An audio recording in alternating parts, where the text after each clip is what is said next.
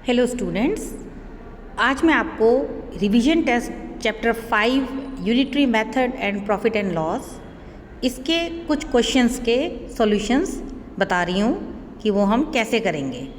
चलिए देखते हैं। यहाँ पर हमारे पास है फर्स्ट क्वेश्चन, फाइंड प्रॉफिट और लॉस इफ़ एनी। आपको बताना है कि यहाँ पर प्रॉफिट होगा या लॉस होगा। अगर दोनों में से कुछ है तो देखिए यहाँ पे सीपी क्या है? Cost price. एसपी है सेलिंग प्राइस। कॉस्ट प्राइस है हमारे पास 320 रुपीज़, सेलिंग प्राइस है 260 रुपीज़। अब सबसे पहले हमें इन दोनों को देख के ही आइडिया आ जाएगा कि प्रॉफिट हो रहा है या लॉस हो रहा है। कॉस्ट प्राइस 320 रुपीज़ का मतलब है आपने कोई सामान खरीदा, आप ये सारी सिचुएशन को अपने ऊपर लेके चलोगे तो हमें इसका सॉल्यूशन बहुत ही आसानी से मिल जाएगा। हमने कोई भी चीज़, सपोज़ हमने एक टी शर्ट ली 320 रुपीज़ की, वो उसकी कॉस्ट प्राइस हो गई। इसके बाद सेलिंग प्राइस, आपने उस टी शर्ट को बेची, आपने वो टी शर्ट ले ली, वो हमें पसंद नहीं आई तो हमने उसको सेल कर दिया। कितने में? ₹260 में किसी को भी दे दिया। अब देखिए 320 रुपीज़ की टी शर्ट को 260 रुपीज़ में अगर हम बेच रहे हैं तो हमें प्रॉफिट और लॉस में से क्या होगा? लॉस होगा। ये बात हमें पता चल गई क्योंकि हम कम रुपए में बेच रहे हैं। ज़्यादा में हमने सामान खरीदा और उसको कम में बेच रहे हैं, दैट मीन्स हमें लॉस होगा। अब एक चीज़ क्लियर होगी, यहाँ पे लॉस होगा। अब लॉस कितने का होगा? देखिए दोनों का जो डिफरेंस है उससे हमें पता चलेगा कितने का लॉस हुआ है। अब दोनों में से ग्रेटर कौन सा है? सीपी बड़ा है, एसपी छोटा है, तो हम लॉस कैसे निकालेंगे? सीपी में से एसपी को माइनस कर देंगे। तो ये कितना हो जाएगा? 320 माइनस 260, तो हमारे पास आंसर आ जाएगा 60। तो हमारे पास लॉस हो गया 60 रुपीज़ का। इस तरह से हम सीपी और एसपी को देख के बता सकते हैं कि प्रॉफिट होगा या लॉस होगा। इसके बाद हमारे पास नेक्स्ट क्वेश्चन है कि determine SP if CP equals to ₹215, profit equals to ₹28। यहाँ पर हमारे पास क्वेश्चन है कि हमें सीपी फाइंड आउट करना है, एसपी फाइंड आउट करना है, means selling price find out करना है। अगर हमारे पास सीपी है 215 रुपीज़, प्रॉफिट है 28 रुपीज़ का। अब देखिए सीपी दे रखा है 215 रुपीज़ और प्रॉफिट है 28 रुपीज़ का। तो अब हम पहले इन दोनों चीज़ों को देखेंगे और हमें जो सेलिंग प्राइस फाइंड करनी है वो देखते हैं कि कैसे निकलेगी। अब देखिए आपने कोई आइटम खरीदा, 215 रुपीज़ का हमने एक आइटम लिया, कोई भी, सपोज़ आपने 215 रुपीज़ का एक चॉकलेट बॉक्स लिया, ये हमने इतने का ख़रीदा। अब हम उसको बेच रहे हैं, लेकिन बेचने पर हमें प्रॉफिट हो रहा है। प्रॉफिट कितने का हो रहा है? 28 रुपीज़ का हमें प्रॉफिट हो रहा है उसको सेल करने पे। तो अब आप पहले ये देखिए कि 215 रुपीज़ की चीज़ है, आपने उसको बेचा तो आपको 28 रुपीज़ का फ़ायदा हो रहा है। तो उसके लिए आपने उसे कितने में बेचा? अब आप उसे ज़्यादा में बेचोगे या कम में बेचोगे? ऑब्वियसली जब हमें प्रॉफिट हो रहा है दैट मीन्स हम उसको ज़्यादा रुपए में बेचेंगे। और ज़्यादा आंसर कब आएगा? जब हम दोनों को ऐड करेंगे। तो इस तरह से हम फाइंड आउट करेंगे कि हमें करना क्या है। तो यहाँ पर हमें फॉर्मूला याद करने की ज़रूरत नहीं है, हमें बस इस बात को देख के ही अपनी सिचुएशन को देखना है कि इसमें होगा क्या।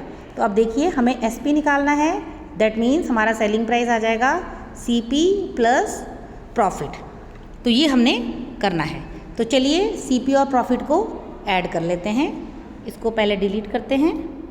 चलिए, तो हमारा एसपी हो जाएगा, सीपी है 215, प्रॉफिट है 28 रुपीज़। तो हमारा आंसर आ गया 8 + 5 13 का 3 कैरी 1 2 and 1 3 और 1 4 and 2। तो हमारा सेलिंग प्राइस आ गया ₹243। तो यहाँ पर सीपी एसपी से रिलेटेड बहुत सारे फॉर्मूलाज दिए हुए हैं बुक्स में भी कि अगर सीपी दे रखा है, प्रॉफिट दिया है, तो सेलिंग प्राइस कैसे निकालोगे या कॉस्ट प्राइस कैसे निकालोगे, मतलब काफ़ी सारे फॉर्मूलाज हैं। तो हमें कोई भी फॉर्मूला याद करने की ज़रूरत नहीं है, जस्ट क्वेश्चन को देखिए, उसको अंडरस्टैंड कीजिए कि हमारे साथ अगर ऐसा हो रहा है तो इसके लिए हमें क्या करना है, तो उसी से हम अपना फॉर्मूला बना लेंगे खुद। अब देखिए यहाँ पर है क्वेश्चन नंबर 3। क्वेश्चन नंबर 3 में लिखा है डिटरमाइन सीपी। सीपी फाइंड करना है if S P equals to rupees 405 and profit equals to rupees 75, तो हमारे पास देखिए यहाँ पर एस पी है 405 रुपीज़ और प्रॉफिट हमें दे रखा है 75 रुपीज़ का। ये दो चीज़ें हमें पता है, हमें फाइंड करना है कॉस्ट प्राइस। अब फिर से हम सोचते हैं कि सेलिंग प्राइस है, आपने कोई आइटम खरीदी, आपने उसको कितने रुपए में बेचा। सपोज़ हमने बैडमिंटन लिया 400, नहीं लिया कितने का ये तो हमें फाइंड आउट करना है। चलिए हमने एक बैडमिंटन खरीदा कितने भी रुपए का, अब हम उसको बेच रहे हैं, कितने में बेच रहे हैं हम, 405 रुपीज़ में। ये दिया हुआ है क्वेश्चन में, सेलिंग प्राइस है। बैडमिंटन हमने 405 में बेचा, जब हमने उसको बेचा तो हमें 75 रुपीज़ का प्रॉफिट हो गया बेचने पर। तो हमने ख़रीदा कितने में होगा, हमने ये सोचना है कि हमने 405 रुपीज़ से ज़्यादा में लिया होगा उसे या कम में लिया होगा। साथ में हमने कंडीशन देखनी है कि यहाँ पर प्रॉफिट हो रहा है। तो देखिए अगर हमें बेचने पर प्रॉफिट हो रहा है, इसका मतलब बेचने वाली कॉस्ट ज़्यादा होगी, खरीदने वाली कम होगी। तो इसका मतलब जो हमारा सीपी है वो कितना आएगा, वो कम आएगा आंसर, वो ज़्यादा नहीं आएगा सेलिंग प्राइस से। तो कम आंसर कैसे आएगा, जब हम दोनों को सब्ट्रैक्ट करेंगे। तो यहाँ पे हम दोनों को सिंपली सब्ट्रैक्ट कर देते हैं। देखिए 5 - 5 इज़ 0, ये बन गया 10, 10 - 7 इज़ 3, 4 बन गया 3, ये आ गया 3। तो हमारी कॉस्ट प्राइस कितनी आ गई, 330। तो हम चेक भी कर सकते हैं, 330 में हमने बैडमिंटन खरीदा, 405 में हमने उसे सोल्ड करा, तो हमें प्रॉफिट होगा 75 रुपीज़ का।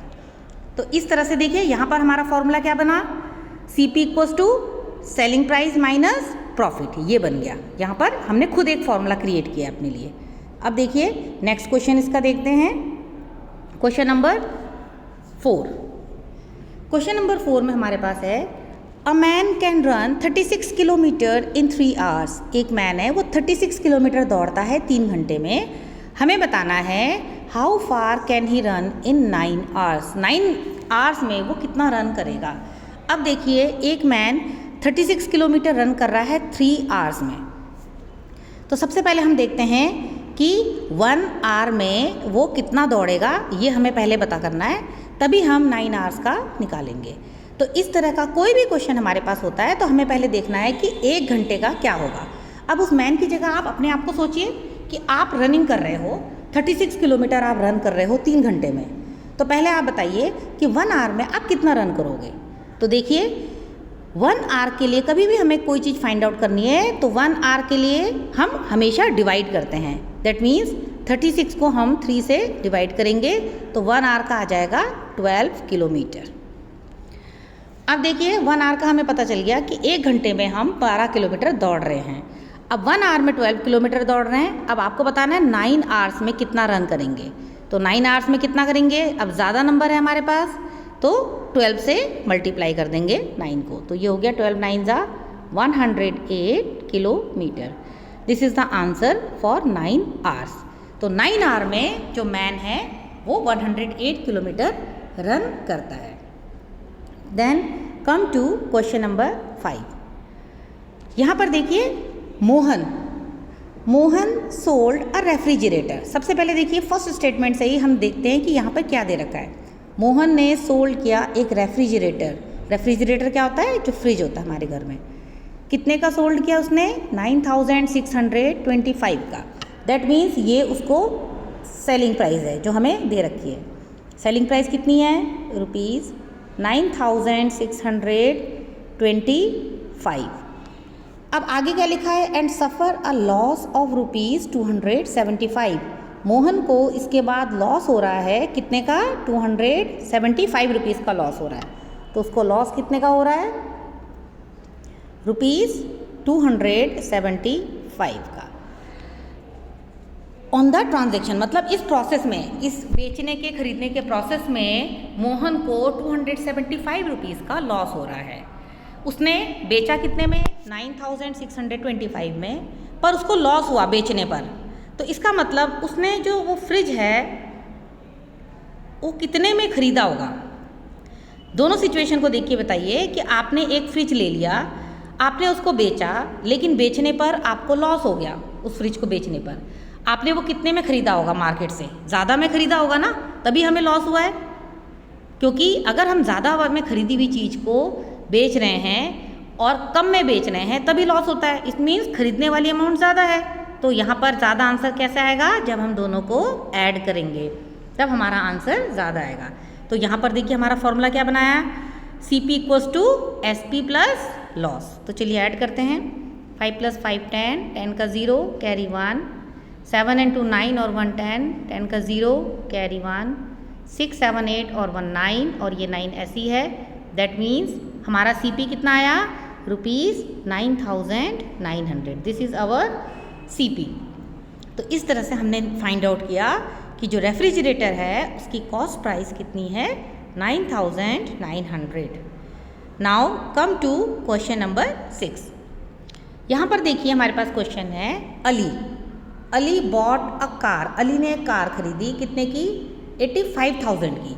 Bot a car means car खरीदी है, तो ये क्या होगी? कार की कॉस्ट प्राइस होगी। कितनी है कॉस्ट प्राइस? 85,000, ये इसकी कॉस्ट प्राइस है। अब उसने कार खरीद ली एंड सोल्ड। अब वो कार किसी रीज़न से उसने बेची। कितने में बेची ये हमें पता नहीं है। लिखा क्या है आगे? After making a profit of ₹3,215। Car उसने जितने में भी बेची पर उसको प्रॉफिट हुआ बेचने पर। कितने का प्रॉफिट हुआ? ₹3,215। इतने रुपए का उसको प्रॉफिट हुआ जब उसने कार को बेचा। अब देखिए हमें बताना है selling price of the car. Car की सेलिंग प्राइस, कार कितने में बेची होगी। तो देखिए कॉस्ट प्राइस और प्रॉफिट को देख के पहले बताइए कि यहाँ पर हम क्या करेंगे। Selling price of the car, car कितने में बेचा होगा हमने कि हमें प्रॉफिट हो रहा है। हमें इस वर्ड को देखना है, प्रॉफिट को। प्रॉफिट कब होगा? जब हम किसी भी आइटम को ज़्यादा रुपए में बेचते हैं, कम में खरीदते हैं। तो दैट मीन्स हमारी जो बेचने की कॉस्ट है वो कितनी आनी चाहिए? वो ज़्यादा आनी चाहिए। तो वो आंसर ज़्यादा कैसे आएगा? जब हम इसको ऐड करेंगे। दैट मीन्स हमें फाइंड करना है selling price of the car. तो सेलिंग प्राइस कार की कितनी आएगी जब हम इसको ऐड करेंगे? तो चलिए ऐड करके देखते हैं। 0 + 5 = 5, 0 + 1 1, 0 + 2 2, 5 + 3 8 और ये 8 है। तो हमारी सेलिंग प्राइस कितनी आई कार की? ₹88,250। तो देखिए कार कितने में खरीदी थी? 85,000 में, और बेचा कितने में? 88,215 में। तो हमें प्रॉफिट हुआ 3,215 का। तो इस तरह से देखिए यहाँ पर हमने कुछ क्वेश्चंस देखे प्रॉफिट एंड लॉस से रिलेटेड और कुछ डेली लाइफ से रिलेटेड क्वेश्चंस। जैसे आपको किसी आइटम की कॉस्ट दी है, आपको एक का बताना है या ज़्यादा का बताना है। तो ये सारे क्वेश्चंस सिचुएशन बेस्ड हैं। आप इसको अपनी सिचुएशन में लेके चलिए तो आपको कोई भी फॉर्मूला याद नहीं करना पड़ेगा। किसी भी आंसर को आप बहुत ही इजीली सॉल्व कर सकते हो। आई होप आपको ये समझ आया होगा। Thank you so much.